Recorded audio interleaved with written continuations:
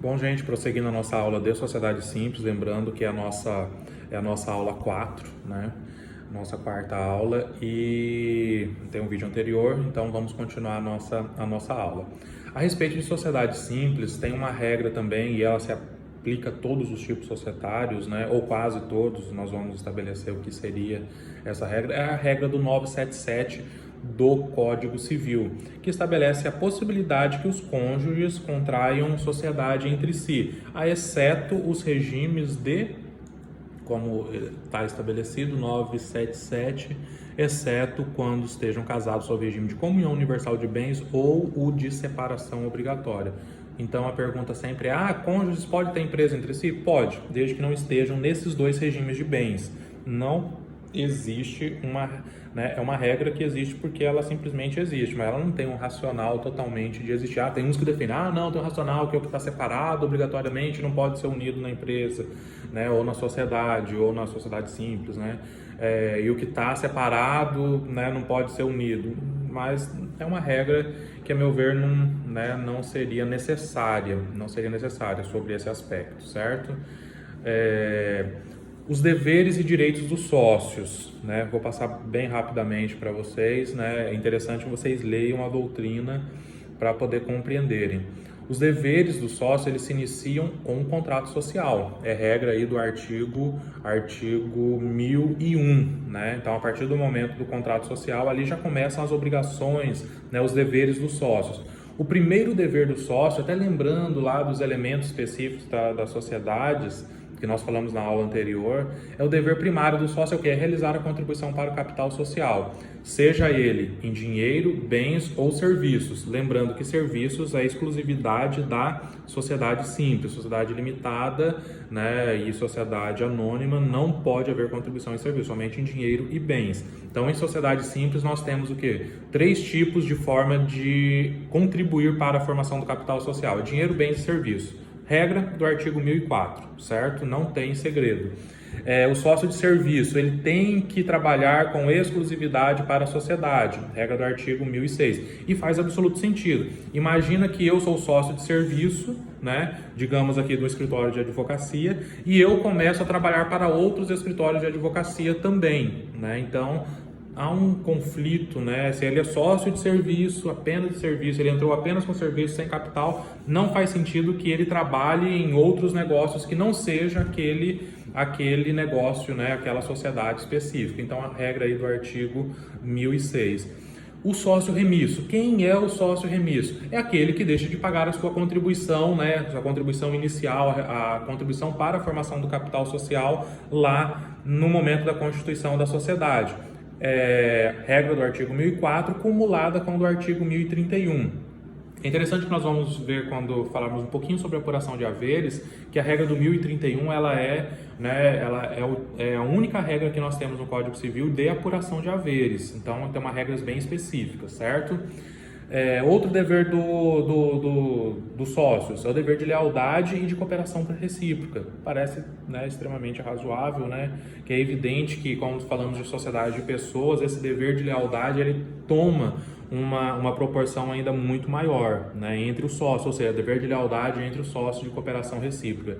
E o dever de participação nas perdas também. Inteligência aí do artigo 997, inciso 7, cumulado com o artigo 1007, que nós já comentamos ali agora no vídeo anterior.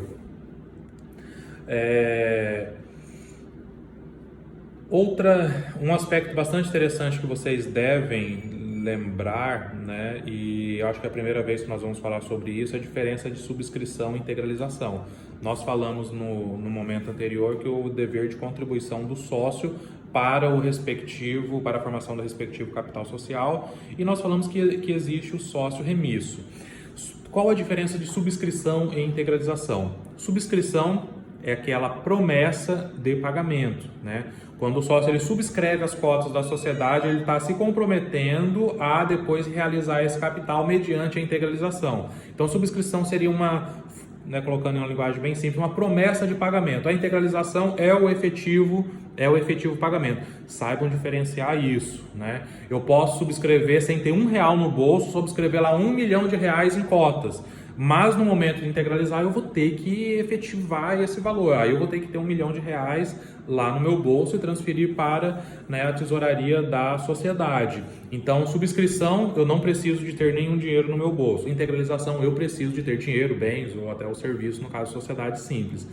A condição de sócio, e aí está a grande situação, o porquê que é necessária essa diferenciação entre subscrição e integralização.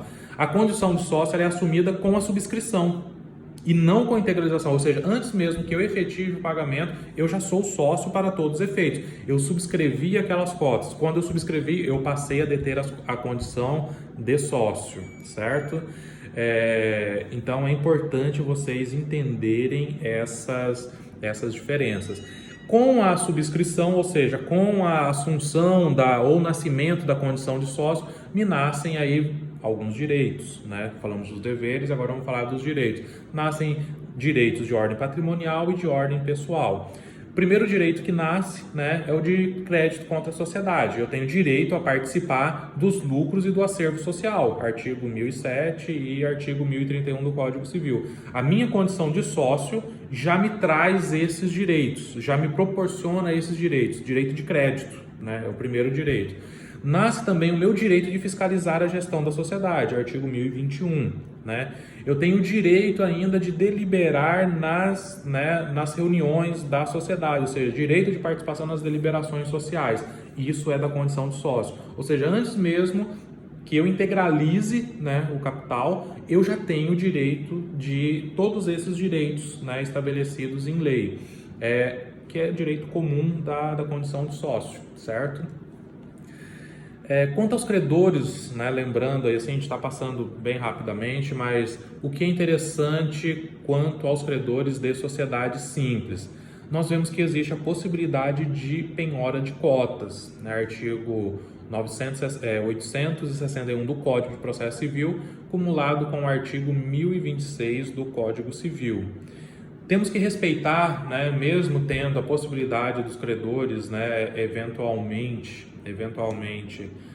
penhorar essas cotas, nós temos um certo caminho a seguir. O primeiro é que os sócios, os demais sócios, sempre terão direito de preferência, né?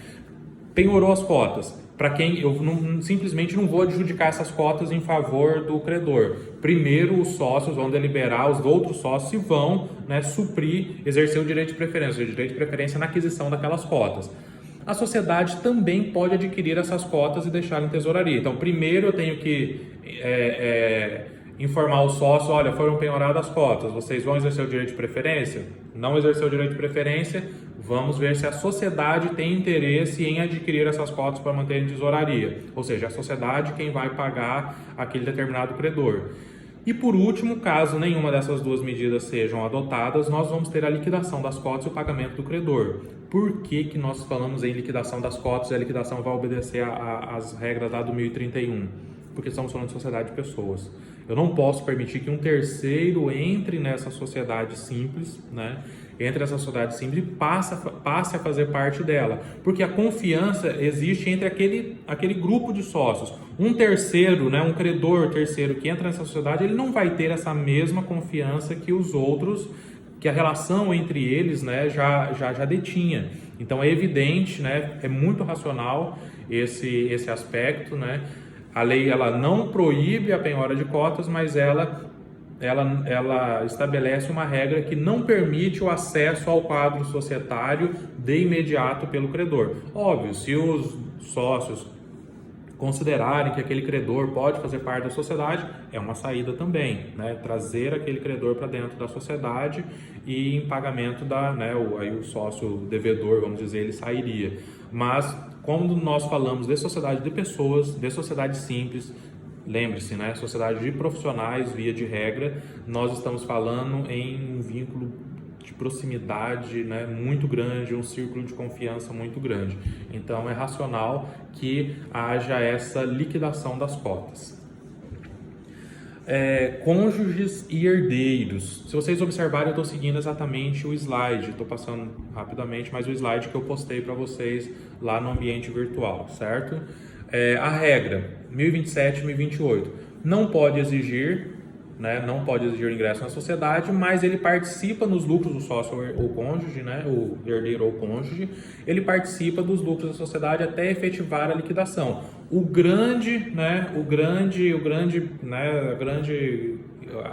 A grande proteção aí, assim, é para a sociedade em si, não está protegendo os sócios e ninguém, é protegendo a sociedade, a manutenção da sociedade. Mas a doutrina diverge, tá? Então, a depender de que doutrinador vocês adotarem como referência, vocês vão ter posições bastante diferentes, né? Mas, de forma geral, nós podemos, se o contrato social não estabelecer essas regras, vamos seguir ali o artigo 1027 e o 1028, certo? Apesar de haver aí essa grande divergência jurisprudencial. Minha recomendação para a elaboração de contrato social, gente, já é uma estratégia até de planejamento sucessório. Estabelecer a forma de liquidação dessas cotas da melhor maneira que atenda os interesses da sociedade. Nós temos que pensar na preservação da sociedade, que ela é a atividade econômica, ela é quem exerce a atividade econômica. Então eu tenho que criar uma regra que impacte o mínimo possível a manutenção ou crescimento e desenvolvimento dessa sociedade. Até mesmo porque se a sociedade deixar de existir, de que adianta o herdeiro ou o cônjuge ter aquele direito, mas ele não conseguir transformar esse direito, né, monetarizar esse direito. Não seria razoável matar a sociedade simplesmente para poder efetuar um pagamento para herdeiros ou para um cônjuge, eventualmente. Então, é interessante criar um critério, né, de liquidação. Nos contratos sociais que, né, eu acabo elaborando, eu coloco esses critérios. Eu crio, a depender do tipo de sociedade, de tipo de negócio, eu já crio esse mecanismo, né, um mecanismo de como eu vou calcular prazos de pagamento e todas essas situações. É recomendável isso. Por quê? Porque a lei permite. Porque no 1031 fala salvo disposição, né? Então, ou seja, permite que eu crie algo diferente do que está previsto no 1031. A respeito da responsabilidade dos sócios, nós temos alguns aspectos interessantes de sociedade simples, né? Temos o artigo 1023 e 1024, que nós já comentamos, e nós temos aí uma responsabilidade limitada e subsidiária pelos artigos, mas a doutrina vai divergir, mas nós temos aí a possibilidade de estabelecer algumas travas de responsabilidade por meio de cláusula contratual. É plenamente permitido. Lembrando que a divergência é a divergência doutrinária, então, né, a responsabilidade ainda fica um pouco do sócio, um pouco na corda bamba, quando se trata de sociedade simples. Mas um contrato bem elaborado, obviamente, a gente consegue minimizar os efeitos do artigo 1024 e do 1023, que estabelece uma responsabilidade limitada, ampla, subsidiária, né, e até a possibilidade de prever no contrato social uma responsabilidade solidária, o que é ruim para os sócios, ou seja, é como se aquela trava, né, de segregação patrimonial da personalidade jurídica da pessoa física não existisse, se tornaria meio que transparente esse patrimônio de um lado para outro. A respeito do ex-sócio, o que é interessante quando nós falamos de responsabilidade do ex-sócio é que essa regra é comum a todos os tipos societários, né, que são regidos aí supletivamente ou subsidiariamente pela sociedade simples. Então, essas regras que eu vou passar agora, elas são aplicáveis a todos os tipos societários, com exceções um pouco de sociedade anônima, que nós vamos ver no momento específico, certo?